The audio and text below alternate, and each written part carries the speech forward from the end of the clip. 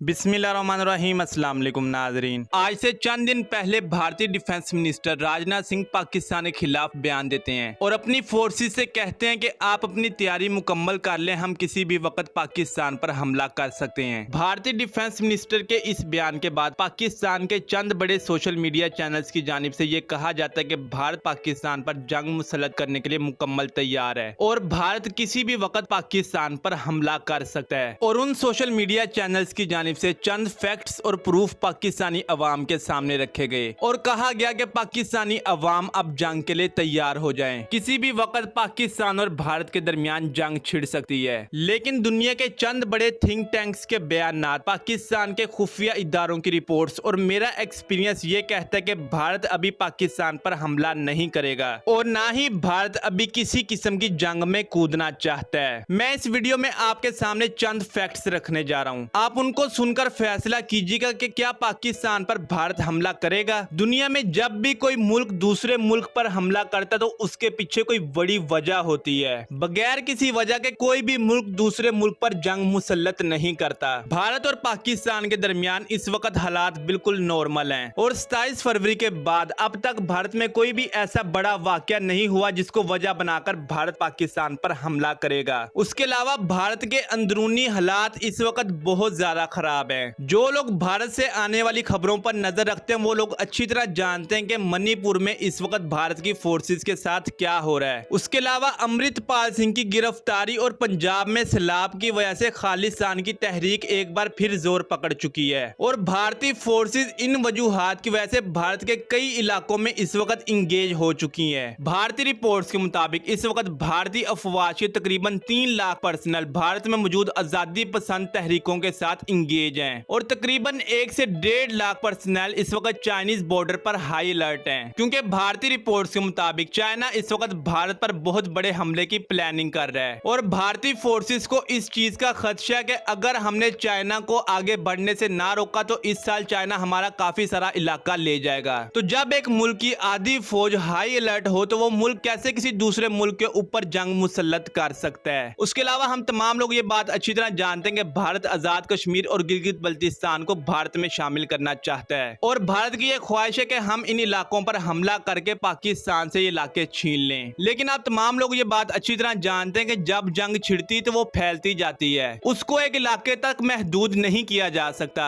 और अगर पाकिस्तान और भारत के दरमियान जंग छिड़ती है तो वो आजाद कश्मीर और गिलगित बल्तिस्तान तक महदूद नहीं रहेगी, बल्कि जंग फैलते हुए इस पूरे खित्ते को अपने हिसार में ले लेगी और इसका नतीजा क्या निकलेगा इसका अंदाजा कोई भी नहीं लगा सकता। उसके अलावा भारत और पाकिस्तान एटमी कुव्वतें हैं। जब भी इन दोनों मुमालिक में से कोई एक मुल्क ये समझेगा कि अब ये जंग हमारे वश से बाहर हो रही है और हम ये जंग हार रहे हैं और अपना इलाका खो रहे हैं, तो वो उसी वक्त न्यूक्लियर वेपन्स को चला देगा। और अगर इन दोनों मुमालिक के दरमियान एटमी जंग छिड़ती तो इसका असर इस दुनिया पर क्या होगा इसके बारे में भी कोई अंदाजा नहीं लगा सकता। उसके अलावा आजाद कश्मीर और गिलगित बल्तिस्तान से इस वक्त चाइना का सी पैक गुजर रहा है और सी पैक चाइना की दुखती राग है। अगर भारत आजाद कश्मीर और गिलगित बल्तिस्तान पर हमला करता है तो चाइना उसी वक्त भारत पर हमला कर देगा और ये बात चाइना कई बार कह चुका है। उसके अलावा चाइना और पाकिस्तान के दरमियान इस वक्त एक एग्रीमेंट साइन हो चुका है। उस एग्रीमेंट के मुताबिक अगर चाइना के ऊपर कोई मुल्क हमला करता है तो पाकिस्तान चाइना का साथ देगा और अगर पाकिस्तान पर कोई मुल्क हमला करता है तो चाइनीज फोर्सेस आकर पाकिस्तान में जंग लड़ेंगी और इसी किस्म के एग्रीमेंट्स भारत के भी कई मुमालिक के साथ हो चुके हैं। लेकिन भारत इस बात को अच्छी तरह जानता है कि जिन मुमालिक के साथ हमारे एग्रीमेंट तय पाए वो लोग आकर जंग में हमारी मदद नहीं करेंगे। ज्यादा से ज्यादा वो हमें असला सप्लाई करेंगे या पाकिस्तान पर पाबंदियां लगा देंगे। लेकिन जंग के दौरान कोई मुल्क पाबंदियों की परवाह नहीं करता